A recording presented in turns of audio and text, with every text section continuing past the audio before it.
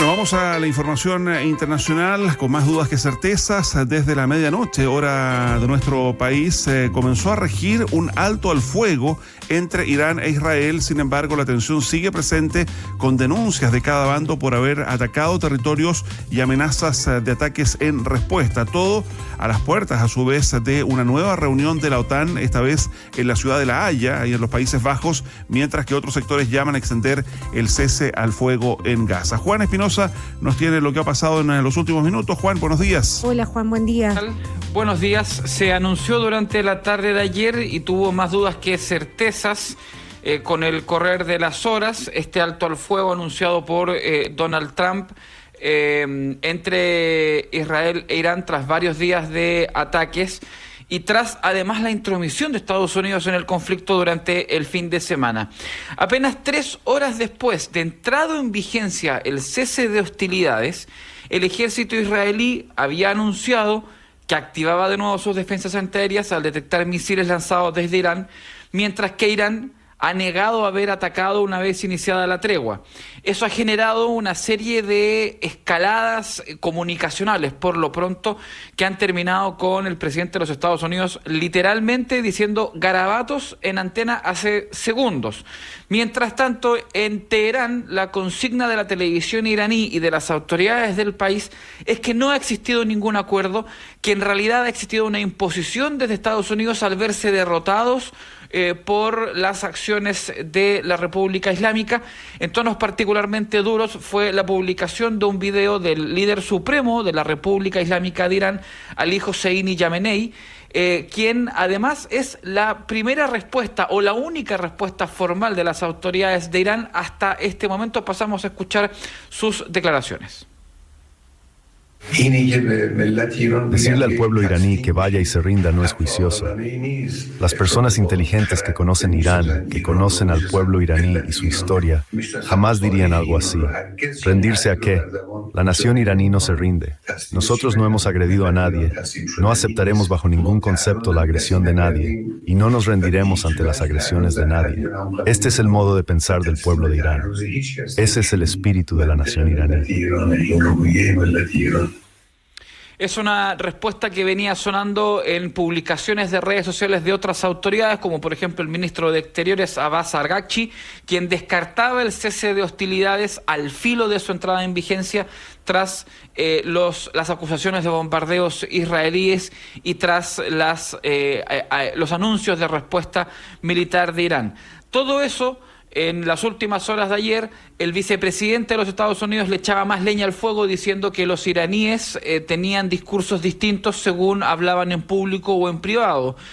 Sin embargo, la respuesta de la Casa Blanca ha sido la de Donald Trump hace algunos minutos, particularmente molesto por la forma en la que ambos países estaban anunciando quebrar el cese al fuego, pero particularmente molesto con Israel, a quien a través de su red social propia en varias ocasiones había estado llamando a que mandara a sus pilotos de vuelta a su territorio propio.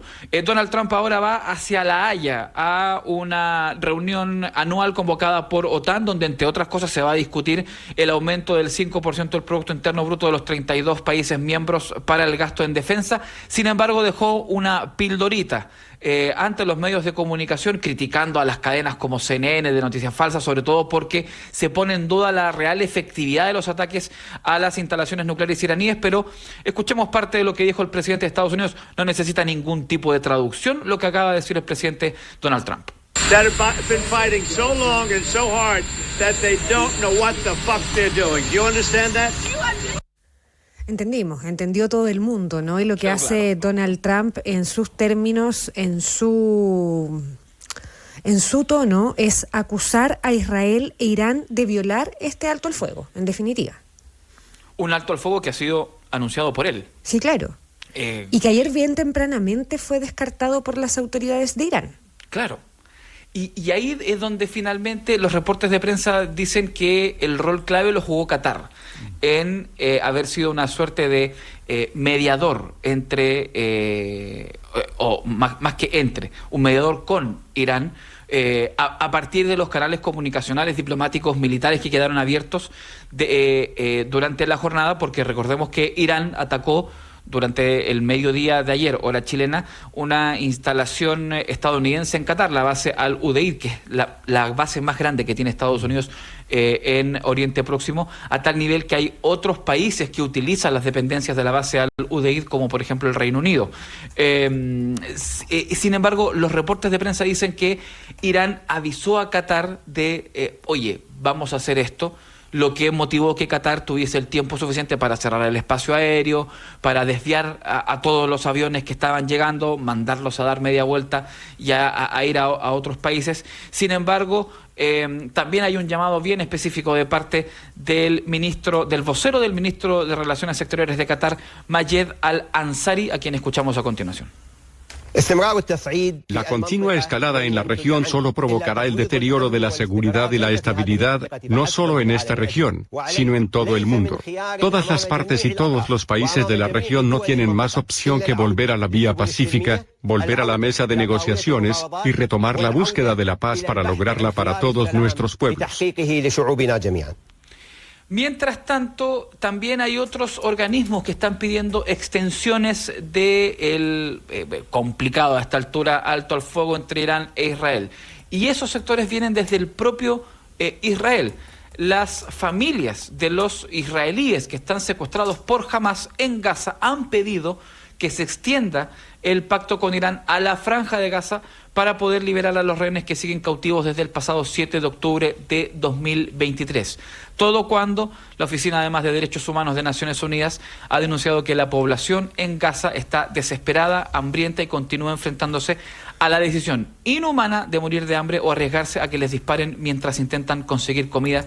Es parte de un comunicado publicado durante esta mañana, donde denuncian que hasta 410 palestinos han sido asesinados desde el 28 de mayo por el ejército israelí en puntos de distribución de alimentos organizados por Gaza, y más de 90 han muerto cuando intentaban acceder a la escasa ayuda distribuida por Naciones Unidas. Sí, de hecho el alto comisionado de Derechos Humanos de Naciones Unidas, ahí con sede en Ginebra, el mismo que encabezó en su momento la expresidenta Michelle Bachelet, denuncia que aquí lo que hay son crímenes de guerra en Gaza. O sea, no nos olvidemos tampoco del conflicto que se sigue viviendo ahí en la franja de Gaza, y esta oficina de Naciones Unidas dice que es un crimen de guerra atacar gente que desesperada va a buscar comida. O sea, la comida que les está llegando en los centros de distribución de ayuda son blanco de las fuerzas israelíes que, dice Naciones Unidas, desde el pasado 28 de mayo, en total han muerto estas más de 500 personas que tú relatas. Y Naciones Unidas también en este informe, durante la mañana en Ginebra,